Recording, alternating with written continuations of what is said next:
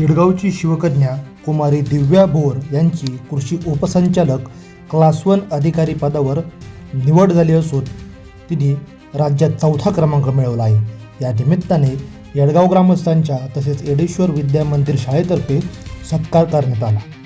यावेळी दिव्या भोर यांनी देखील सर्वांचे आभार मानले। आभार मानताना त्यांना अश्रू अनावर झाले। किल्ले शिवनेरी न्यूज येडगाव। सर्वांना नमस्कार। सर्वप्रथम मावळा प्रतिष्ठान येडगाव गणेशनगर यांनी माझा इथे खूप चांगलासा सत्कार केला, त्याबद्दल मी त्यांचे मनपूर्वक आभार मानते। तसेच संपूर्ण आज मला खूप आनंद होतोय की माझा संपूर्ण गाव इथं आज माझ्या सत्कारासाठी म्हणजे उपस्थित आहे। त्यामुळे सर्वांचं पण खूप खूप आभार। सर्वप्रथम ह्या जे चिमुकले आहेत त्यांनी आज शिवजयंतीच्या निमित्ताने त्यांच्या ज्या कला प्रदर्शित केला त्यांचं पण खूप खूप आभार। आणि मला माझ्या शिक्षकांबद्दल सुद्धा काही सांगावंसं वाटतं की माझी शाळा ही खूप अशा वेगवेगळ्या ठिकाणी झाली। तर मी 6वीला इथं आले होते, येडेश्वर विद्या मंदिर येडगाव इथं माझी 6वी ते 10वी पर्यंत शाळा झाली। आणि त्यामध्ये माझ्या आता शिक्षकसुद्धा आले। त्यावेळेस आमचे जे मुख्याध्यापक होते सोनवणे सर, माननीय सोनवणे सर, आता इथे काशीद मॅडम असेल, जाधव सर, वामन सर आणि इतर कसर सर असे सर्वजण उपस्थित आहे। त्यांनाही त्यावेळेससुद्धा माझ्यावर तेवढाच विश्वास होता। त्यावेळेस मी 10वीमध्ये बोर्डमध्ये प्रथम आले होते, 93.40% मला त्यावेळेस गुण मिळाले होते। तेव्हा कुठंतरी वाटायचं मला की त्याच्या आधी मी जेव्हा 6वीला इथं आले तर मी माझ्या बहिणीचेच बक्षिसं घेत होते। तर मला असं वाटायचं मी कधी घेणार माझी बक्षिसं। आणि त्यावेळेस जेव्हा मी 6वीला आले तर माझ्या शिक्षकांनीच तेव्हा माझ्यावर खूप मोठा असा विश्वास दाखवला की तू तेव्हाही काही करू शकते, तूही म्हणजे अजून गुण मिळवू शकते। आणि त्यानंतर कंटिन्यू 8वीपासून मी वर्गामध्ये प्रथम आले आणि शेवटी मी 10वीमध्ये बोर्डमध्ये प्रथम आले। असं नाही की ही जी क्लास 1 पोस्ट आत्ता मिळाली आहे त्याचं डिरेक्टली म्हणजे जेव्हा UG पासून अभ्यास स्टार्ट करतो त्याच अभ्यासामुळे मी क्लास 1 होते असं नाही, तर त्याला खूप मोठा पाया असतो। त्यामुळे माझं सर्वप्रथम शिक्षण जिथून झालं येडेश्वर विद्या मंदिर येडगाव, त्या सर्व शिक्षकवृंदांचं मी खूप मनपूर्वक आभार मानते। त्यानंतर माझं GRPS ज्युनियर कॉलेजमध्ये शिक्षण झालं, तिथंसुद्धा मला 84% गुण मिळाले। त्याही सर्व शिक्षकांचे मी खूप मनापासून आभार मानते। आणि हे करत असताना माझे जे शिक्षक असेल 10वीपर्यंतचे GRPSचे, त्यांनी कंटिन्यू मला मार्गदर्शन केले की मी पुढे जाऊन म्हणजे जिथं आपला पाया आहे, आपण म्हणतो की भारत हा कृषीप्रधान देश आहे, तर शेती प्रधान देशामध्ये आणि माझं बॅकग्राऊंड पण शेती असल्यामुळे मला कृषीमध्ये शिक्षण घेण्याची आवड होती। हे सुद्धा गायडन्स मला माझ्या बहिणीमुळे मिळालं। मी क्रॉप सायन्स सब्जेक्ट घेतला आणि त्यानंतर मी UG राजश्री छत्रपती शाहू महाराज कृषी महाविद्यालय येथून माझी UG पूर्ण केली।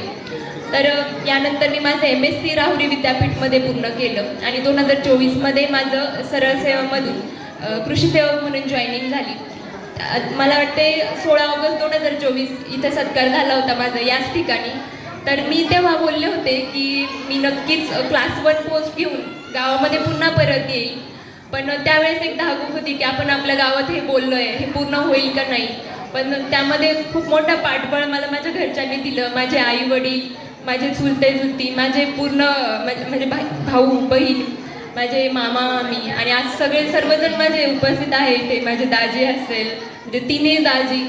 आणि सर्वात मोठी जी प्रेरणा होती ना की मला क्लास 1 व्हायचं आहे, तर ते मला नेहमी माझ्या भावड्या करून मिळायचे। तुम्हाला माहीत आहे की सुभाष भोर म्हणून, मी त्यांना कैलासवासी कधीच म्हणणार नाही की कारण ते माझ्या भावड्या माझ्या मनामध्ये कायम आहे। आणि जेव्हा माझा प्रत्येक रिझल्ट यायचा, 10वी असो 12वी असो, सगळ्यात आधी पेढे किंवा त्याला सगळ्यात मोठा जल्लोष त्यांनी साजरा केला होता। आज मला खूप खंत वाटते की तो माझ्यासोबत नाही आहे, पण मला माहिती आहे की मला त्याच्याकडून खूप प्रेरणा मिळाली। तो मला नेहमी म्हणायचा अक्के तू करू शकती। आणि मला आज खूप आनंद आहे की माझी ही जी पोस्ट आहे ती मी त्याला अर्पण करते। आणि सर्वप्रथम मी त्याला खूप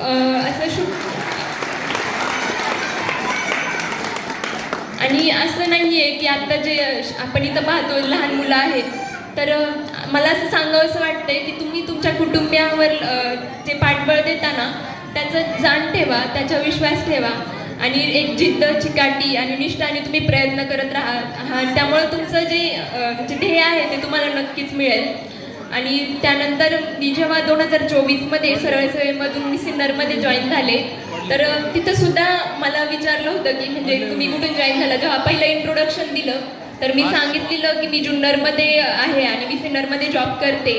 तर त्यांना आपल्या गावाबद्दल इतका म्हणजे आदर होता की तुम्ही जुन्नरच्या, तुमचं काय बाबा शेती इतकं प्रावीण्य असलेलं एरिया आहे. त्यामुळे आपल्या गावाची, शिवजन्मभूमीची ओळख ही महाराष्ट्रामध्ये कुठं आहे आणि त्यामुळं आपण किती प्रमाणामध्ये आपल्या इथल्या सगळ्या विद्यार्थ्यांनी यश मिळवलं पाहिजे. कारण त्यांना एवढा मोठा ऐतिहासिक वारसा मिळालेला आहे आणि शैक्षणिक वातावरण सुद्धा आपल्या गावात खूप चांगलं आहे. तसंच आपल्या तालुक्याचं पण नाव इतकं आहे की आपण अजून सुद्धा, मी जशी आज इथं भाषण करते की एक क्लास 1 अधिकारी म्हणून, माझी अशी इच्छा आहे की आपल्या गावातलं, जसे माझे दाजी म्हटले की आपलं गाव नक्कीच अधिकाऱ्यांचं गाव म्हणून ओळखावं आणि ही पण माझी पण इच्छा आहे.